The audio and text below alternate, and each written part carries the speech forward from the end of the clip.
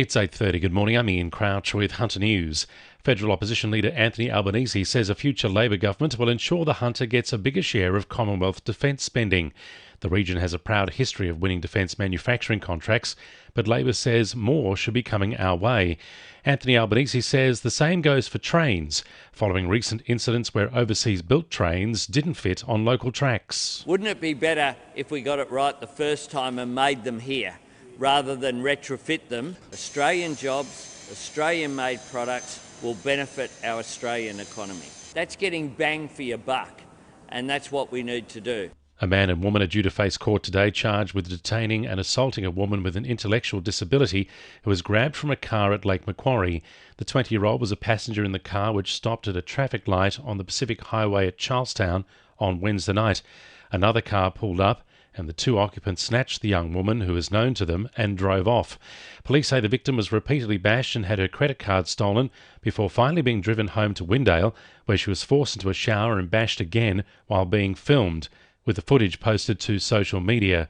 Officers arrested a 37-year-old man and a 38-year-old woman at a Gateshead home yesterday.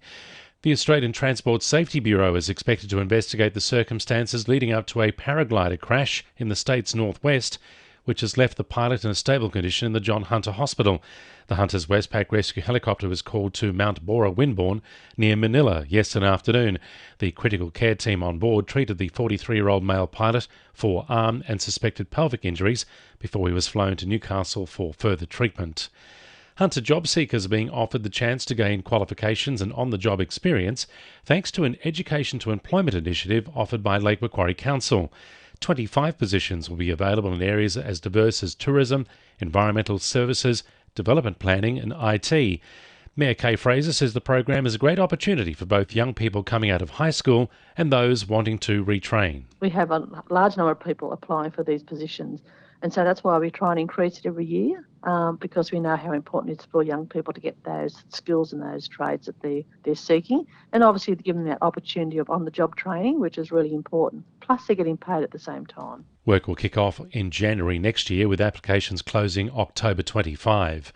Motorists on Nelson Bay Road will soon notice work getting underway on a major upgrade of the Stockton Bridge. The $6 million project will see work undertaken to strengthen the bridge deck to ensure it can continue to cope with the demands of heavy vehicles for years to come. The work is expected to take 9 months to complete, and detours will be in place throughout the project period for vehicles over 68 tonnes.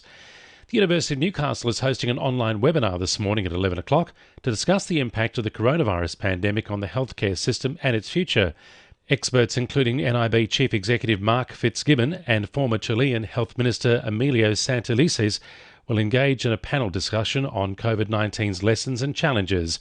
Event Chair Professor Francesco Paolucci says the panel will be a useful introduction to the university's new postgraduate program in health economics next year. One of the key features of these programs is to really skill the next generation of healthcare decision makers and professionals to be able to really face these challenges by taking these multidisciplinary courses. 2NURFM Sport. Jets CEO Laurie McKinnon says the search for a new coach will be delayed, with the club likely to change ownership in the coming weeks.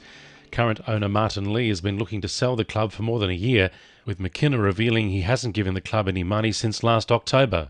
McKinnon says a number of potential buyers have already come forward, and he remains hopeful of the club's future. We've managed to survive without Martin putting in money for over a year now, but it's been really tough on everybody, the staff, myself, families, just not know what's going to happen. But the future's looking all right.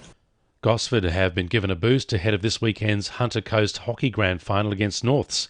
Drag flick expert Brindley Gallagher has been named in the squad after being sidelined for the last month with a finger injury. A win will see the Magpies claim their fourth straight major premiership. And the Goannas are looking to make up for last year's grand final loss as they take on Souths in this Sunday's Newcastle Rugby League decider. And the winning numbers in Powerball are 27, 7, 31, 32, 2, 9 and 15, and the Powerball number is 7. 2NURFM News Time, 25 to 9.